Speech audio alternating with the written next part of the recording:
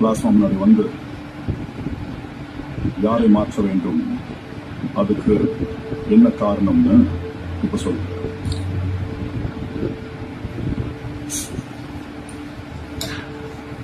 நான் வந்து மேனேஜரை மாற்றணும்னு நினைக்கிறேன். ஏன்னா வந்து மேனேஜர் வந்து அவங்களோட வேலை என்ன, பேசிக்கா வந்து எம்ப்ளாயிஸோட கன்சர்னை கேட்டு அதுக்கு நடக்கணும், பொறுமை தேவைன்னு தான் எனக்கு அந்த அடிப்படையான விஷயங்களே அவங்கள்ட்ட இல்லாத போது அவங்க எப்படி மேனேஜர் இருக்கணும்னு தான் நான் யோசிக்கிறேன். என்னோட ஒப்பீனியன் இருக்கு.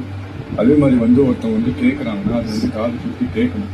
அது வந்து நான் கேட்க மாட்டேன், நான் போய் மூஞ்சி காமிச்சிட்டு நான் போயிடுவேன், முடிஞ்சு பின்னாடி நீங்க என்ன பேசுங்க அப்படி நடந்து போகிறது நல்லா இல்லை, எனக்கு பிடிக்கல. ஏன்னா வந்து நான் காலையில சொல்லி பார்த்தேன், எனக்கு ஒரு விஷயம் வந்துச்சு, நான் நேற்று குளிக்கல, இன்னைக்கு குளிக்க விடுவேன். ஓகே, அவங்க சொன்னாங்க டைமிங் இது அதெல்லாம் ஓகே. பட் நிறைய பேர் இங்க பல்லு விளக்காம இருக்காங்க, அது அவங்க தெரியுமா இல்லைன்னு எனக்கு தெரியாது. நிறைய பேர் பல்லு விளக்காம அவங்க டியூட்டி பண்ணணும்னு பண்ணிட்டு இருக்காங்க. அவங்க கேட்கல, அவங்களுக்காக நானும் சேர்த்து கேட்கறேன்.